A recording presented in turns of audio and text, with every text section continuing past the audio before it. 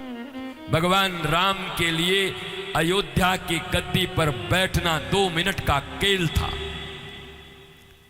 एक मंथरा और एक कैकेयी के सिवा कोई विरोधी नहीं था। सारी अयोध्या की जनता हाथों में मसाल लेके खड़ी थी कि किसने आग लगाया जो मेरे राम को बाहर भेजना चाहता है। भगवान राम चाहते तो बहुमत के हिसाब से मसल कर दूसरे ही दिन राजगद्दी पर बैठ सकते थे। बहुमत था उनके पास, सारी जनता उनके साथ खड़ी थी। पिता भी खड़े हो गए थे बाद में कि मत जाओ।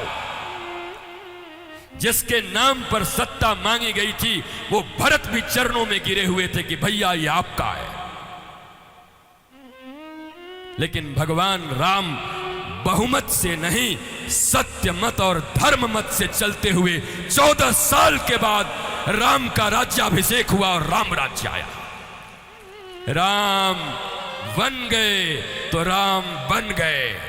अगर राम बन न गए होते तो राम एक साधारण अयोध्या के राजकुमार रह जाते, पर बन जाकर के राम किसी सबरी और किसी जटायु और किसी निषाद राज के दिलों में छाने वाले युवराज बन गए, भगवान बन गए। इसलिए राम बन गए। कब? जब राम बन गए तब। राम बन गए तो बन गए। जीवन में कभी प्रतिकूलता आए मेरे माई बाप, मेरे प्यारे बच्चों, हिंदुस्तान के लोगों, रातों रात अगर परिस्थिति बदल जाए चिंता मत करना।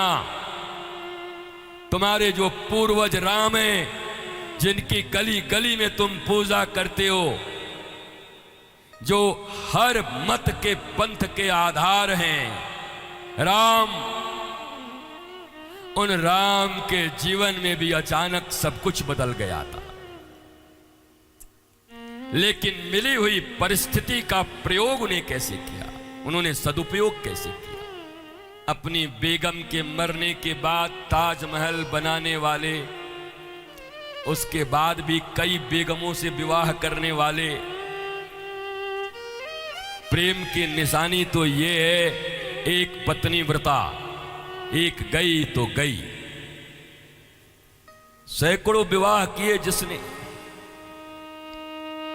और उन मजदूरों के हाथ तक कटवा दिए जिन्होंने, जो मजदूर मजदूरी करके ताजमहल को बनाए अपने पेट को भरने के लिए।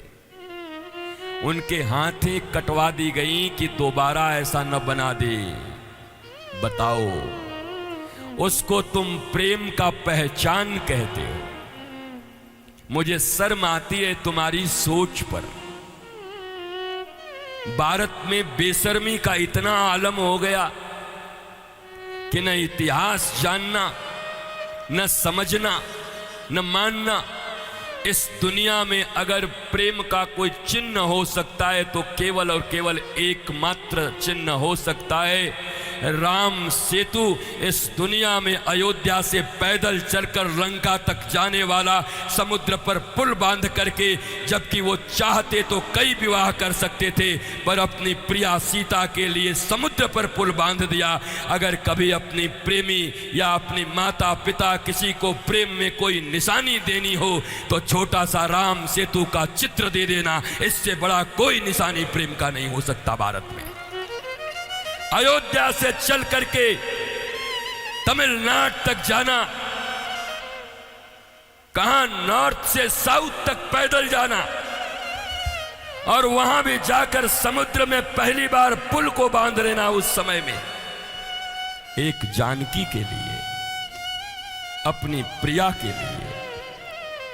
लेकिन बारे भारत का इतिहास, बारे भारत की एनसीईआरटी, बारे भारत की शिक्षा व्यवस्था, जिसने राम सेतु को ग्लोरीफाई नहीं किया और राम सेतु को भारत में प्रेम का प्रतीक नहीं बनाया, बल्कि एक पत्नी को मरने के बाद और कईयों से विवाह करने वाले और मजदूरों के हाथ कटवाने वाले इमारत को प्रेम का इमारत बना दिया।